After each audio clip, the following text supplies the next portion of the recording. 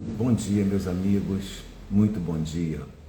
Hoje é dia 9 de fevereiro de 2026, estamos juntos mais uma vez, iniciando uma semana anterior ao Carnaval, segunda-feira, e vamos começar com a nossa conversa fraterna. Eu quero agradecer a presença de vocês, Felipe, querido amigo, um beijo, seu José Reginaldo, Dona Conceição, bem-vindos também. Vamos fazer a leitura do capítulo 170 do livro Palavras de Vida Eterna, da psicografia de Francisco Cândido Xavier pelo Espírito Emmanuel. Não vou poder me estender hoje novamente, porque já tenho um compromisso às 9h20 no Humaitá, preciso sair de casa antes por causa do trânsito. Então vamos à leitura. Capítulo 170 tem como título, só um momento, Conta Pessoal. A mensagem é de Paulo em sua epístola aos Romanos, capítulo 14, versículo 12. Assim, pois, cada um de nós dará conta de si mesmo a Deus.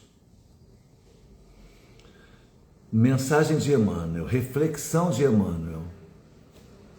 Se te propõe a renovação com Cristo, é imperioso suportes pacientemente as opiniões contraditórias em torno da diretriz diferente a que te afeiçoas.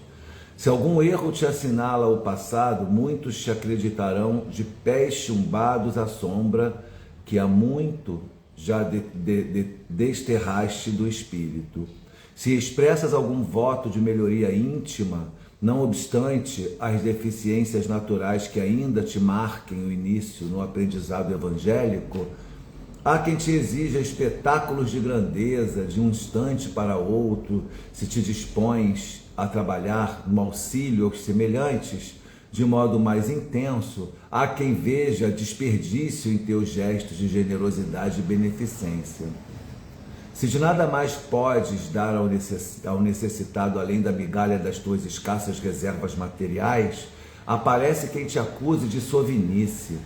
Se te corriges decididamente perante a verdade, com o propósito de servi-la, há quem te interprete a espontaneidade por fanatismo. Se te recolhes a gentileza e a serenidade na execução da tarefa que o serviço do Senhor te atribui, surge quem te aponte por exemplar de pieguice ou indolência. Bom dia, Regina.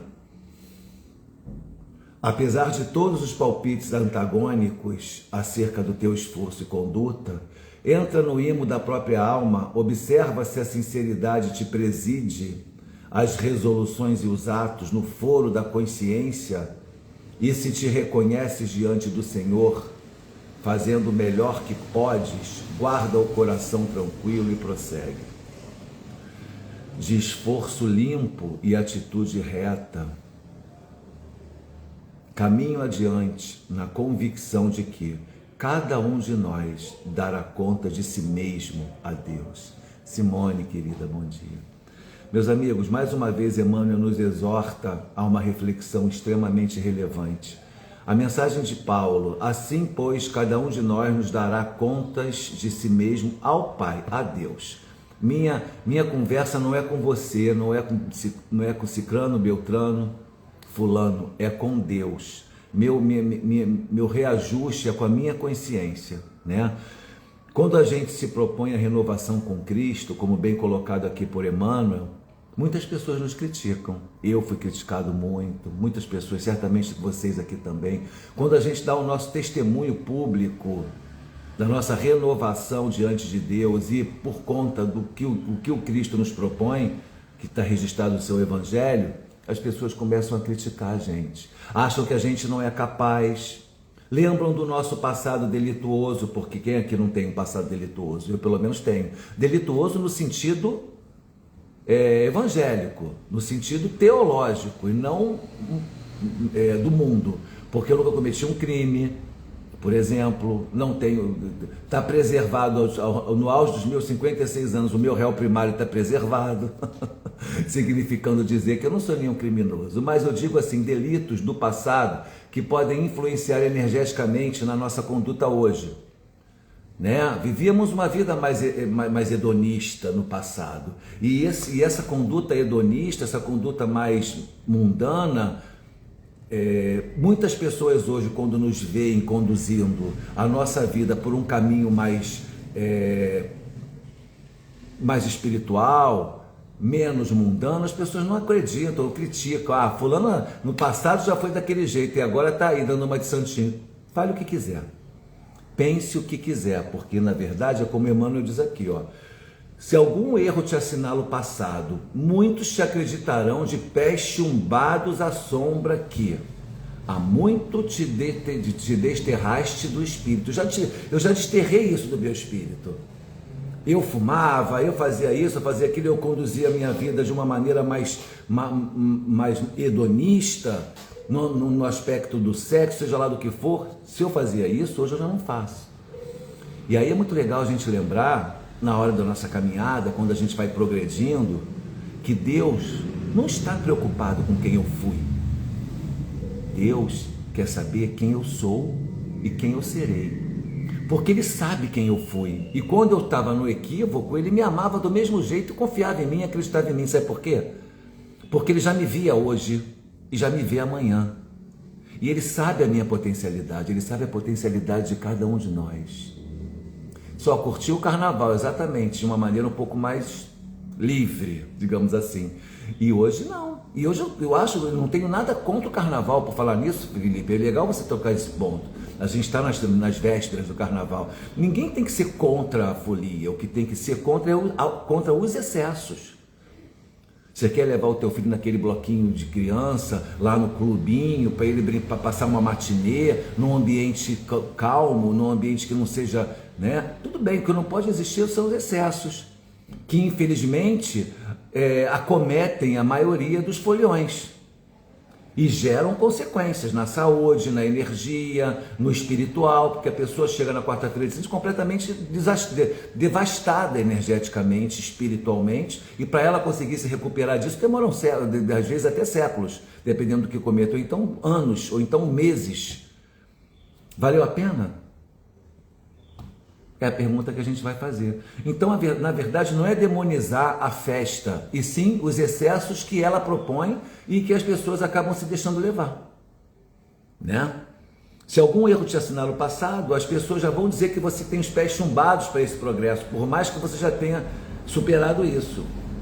Se expressas algum voto de melhoria íntima, eu desejo melhoras íntimas, não obstante as deficiências naturais que ainda te marquem o início do aprendizado evangélico, há quem te exige espetáculos de grandeza. Aí eu vou lá no Espiritismo, vou lá no Livro dos Espíritos, vou lá no Evangelho segundo o Espiritismo, quando Kardec fala que o bom espírita, capítulo 17 do Evangelho segundo o Espiritismo, item 3 é o homem de bem, item 4 é o bom espírita. Sabe quem é o bom espírita? É aquele que está em franca ascensão, é aquele que está desperto para o seu progresso, é aquele que tenta dominar as suas más inclinações, é aquele que está em processo de progresso, dominando. Não é o perfeito, não é o venturoso, é aquele que quer essa mudança. Esse é o bom espírita. Então, como é que eu posso me desanimar com a crítica alheia ou com as minhas próprias impossibilidades hoje, as minhas limitações morais, físicas, muitas vezes profissionais, que me exigem de mim uma demanda, uma dedicação ainda maior do que eu gostaria e me impedindo de dar uma dedicação maior ao Espiritismo? Por que eu vou me tornar uma pessoa incapacitada por conta dessas minhas limitações, se eu já sei que o bom espírita não é o venturoso, é aquele que busca essa aventura, é aquele que está no caminho do bem, é aquele que está controlando, dominando as suas más inclinações, para sinceramente não cometer mais os erros que cometeu no passado. Então as favas com que você acha de mim, do meu passado, das minhas limitações, eu é que não vou desistir. E mais, se eu cair na caminhada, eu não tenho que desistir de caminhar da marcha, eu tenho que levantar e continuar caminhando. Esse é o processo do progresso. Ele fala aqui, ó: se te dispõe a trabalhar no auxílio aos semelhantes de modo mais intenso, há quem veja desperdício em teus gestos de generosidade e beneficência. Se nada mais podes dar além da migalha do seu salário, vão dizer que você é sovina. Então, o que significa dizer com isso é que sempre haverá uma crítica, sempre haverá alguém à nossa volta querendo fazer uma crítica a nosso respeito. E nós não devemos e não podemos nos permitir. Exatamente, as contas que eu tenho são com Deus. É com Ele que eu vou prestar e com a minha consciência. Então, o que o terceiro, o quarto, o quinto pensam ao meu respeito? Ah, você não deveria fazer essas lives porque você não se meta na minha vida. Hoje eu vi, por acaso, não tem nada a ver com isso aqui, mas tem a ver. E rapidamente me passou um trechozinho de um vídeo da Anitta, num show que ela fez aí não sei aonde, e uma pessoa da plateia fez alguma crítica, disse a ela como fizesse alguma coisa. Aí ela parou o show. Oi, meu amor, tudo bem? Quando você fizer o seu showzinho, aí você faz do seu jeitinho. Esse aqui é meu e eu faço do meu jeito. Você podia ter ficado sem essa, né? Porque o show é dela, ela que escolheu fazer. Como é que eu vou lá e digo a ela como é que ela deve fazer se eu não tenho nada com isso? E ainda, se eu vou inclusive assistir ao show que ela propuser, né? Então, é uma coisa que a gente precisa parar para refletir, meus amigos, porque muitas vezes a nossa preocupação com a opinião alheia, ela nos trava a marcha. Ai, será que vão pensar de mim? O que vão dizer se me virem fazendo isso? E aí, será que tá bonito, tá feio? Esquece isso, faz o que o teu coração te convida a fazer. Faz a caridade na proporção da sua possibilidade. Faz a sua entrega financeira na proporção daquilo que a sua consciência determina que seja a possibilidade. Não importa se você tem muito ou se você tem pouco. O que importa é que você se preocupou, que você tirou do bolso e entregou para aquele que precisa. Como é que você faz para poder agradecer a Deus tantas bênçãos? Ajudando a quem não tem. Uma das melhores oportunidades de você dizer: Senhor, obrigado pela minha saúde, obrigado pelo meu trabalho, obrigado pela minha profissão, obrigado pela minha ascensão, obrigado pela minha alegria, minha felicidade, pelos bens que eu tenho, pelos filhos maravilhosos que eu tenho com saúde. Obrigado, Senhor, eu vou retribuir. Aí vai lá e entrega para o pobre, para aquele que não tem, para aquele que está em sofrimento, para aquele que está com dificuldades, com menos valores. Tem gente hoje, meus amigos, eu tenho absoluta certeza que nós que estamos aqui agora reunidos, se não tomamos café da manhã ainda é porque não quisemos. Temos dentro da nossa casa tudo para montar uma mesa de café da manhã, sem precisar ir na rua comprar nada. E se tiver que ir, tem dinheiro, recurso para comprar. Mas tem pessoas nesse exato momento, como o que nós estamos vivendo, nesse exato momento, que não tem um pão para dar para o filho, que não tem um café para colocar na mesa. É desse tipo de pobreza, é desse tipo de vulnerabilidade social que eu me refiro, que existe no nosso país, a fome. Então, como é que eu posso amanhecer revoltado com Deus se eu amanheço num teto que me protege? E não estou minimizando a dor de ninguém não, tá? Por favor, não pensem assim. Só reflitam, porque quando a gente vê o copo pela metade, eu posso olhar, o pessimista olha aquele copo com água pela metade e fala: ó, a água já está acabando, e agora o que será quando ela acabar? Nem acabou, já está reclamando. O otimista olha para aquele copo com a metade e diz assim: opa, ainda tem metade desse copo. Eu vou beber essa água, eu vou me hidratar, eu vou trabalhar, eu vou correr atrás para poder encher esse copo de novo. Essa é a diferença entre o pessimista e o otimista. Então eu não estou aqui falando para vocês para a gente poder fazer uma defesa sobre a força, porque cada um sabe a dor limitante que vive e a intensidade de cada dor em cada um também é diferente. Mas o que eu digo é, se você olhar para a sua vida com um olhar de gratidão, eu não tenho dúvidas de que você vai encontrar elementos, com situações completamente possíveis, suficientes, aliás, para você dizer: eu sou um privilegiado.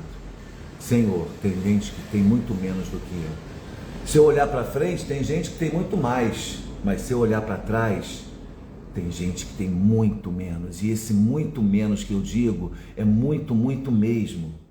Então, qual é o meu papel? É seguir adiante. Olhar para frente, como diz aqui na mensagem, fazer a minha parte, porque cada um de nós vai dar conta de si. É para Deus, é para a consciência, não é para o seu vizinho, não é para o seu marido, não é para o seu filho, para o seu pai, para as pessoas que te criticam, as pessoas que te apontam o dedo, elas que apontem para o delas. Vamos fazer uma para encerrar essa conversa que eu tenho que sair agora. Vamos fazer aqui, olha, quando eu aponto um dedo para você, eu estou apontando esse dedo para você. Eu estou apontando 3 para mim, olha aqui, ó. 1 para você, 3 para mim.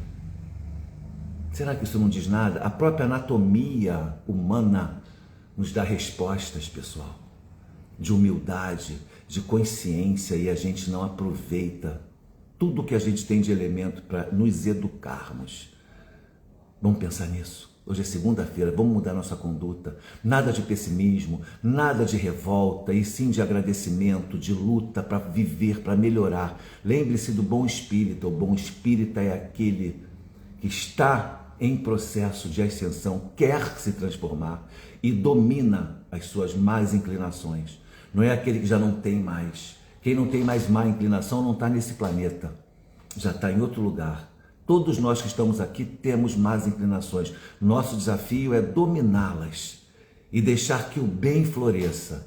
Naquela velha historinha que tem lá oriental, né? Aquela fábulazinha que a cara pergunta, o discípulo pergunta para o mestre, mestre, eu sou composto, a minha personalidade é composta de 2 lobos, o lobo bom e o lobo mau. Quem vai vencer essa batalha? Qual é a resposta do mestre? O lobo que vai vencer essa batalha é aquele que você melhor alimentar. Se você alimentar o lobo bom, ele ganha. Se alimentar o lobo mau, ele vai ganhar. Então vamos alimentar o lobo bom que tem dentro da gente. Aquele que faz caridade, aquele que tem compreensão, aquele que tem paciência, aquele que não provoca, aquele que não aceita as provocações, aquele que quer um mundo melhor, quer paz, deseja um mundo de paz. Que a paz comece dentro de nós. Sabe por quê? Eu não posso ser um pacificador se eu não tiver paz dentro de mim. Então todo o processo de transformação da humanidade inicia-se dentro de cada um de nós. É sobre isso que Paulo quer dizer para falar conosco, é sobre isso que Emmanuel nos propõe a reflexão de hoje. Eu desejo a todos um ótimo dia.